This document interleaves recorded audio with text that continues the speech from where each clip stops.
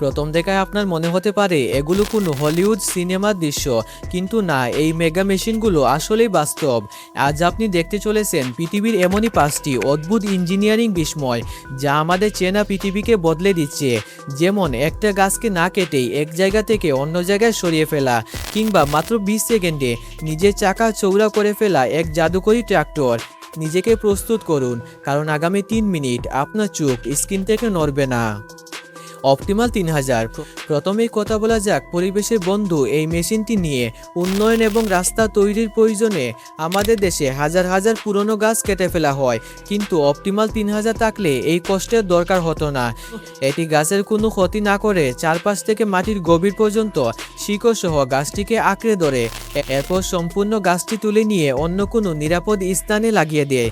আমাদের মতো জনবহুল দেশে রাস্তার ধারের গাছগুলো না কেটে যদি এভাবে সরানো যেত, তবে প্রকৃতিও বাঁচত এবং উন্নয়নও বাধাগ্রস্ত হতো না।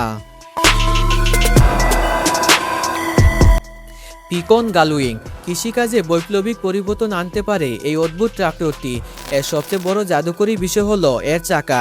ক্ষেতের নরম মাটিতে কাজ করার সময় এটি তার চাকাগুলোকে বাইরের দিকে চৌড়া করে দেয়, যাতে মাটির ওপর চাপ কম পড়ে এবং ফসলের ক্ষতি না হয়।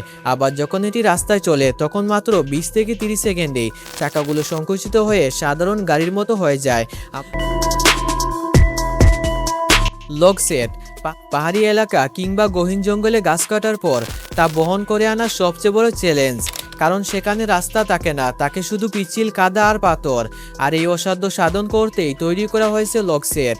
এই দানবীয় মেশিনটির চাকা এবং ব্যালেন্স এমনভাবে ডিজাইন করা হয়েছে যে যত গভীর কাদা বা জলভূমি হোক না কেন এটি আটকে যায় না। সবচেয়ে মজার বিষয় হলো এত শক্তিশালী হওয়ার পরেও এটি মাটির খুব বেশি ক্ষতি করে না। Ultra air blast sprayer.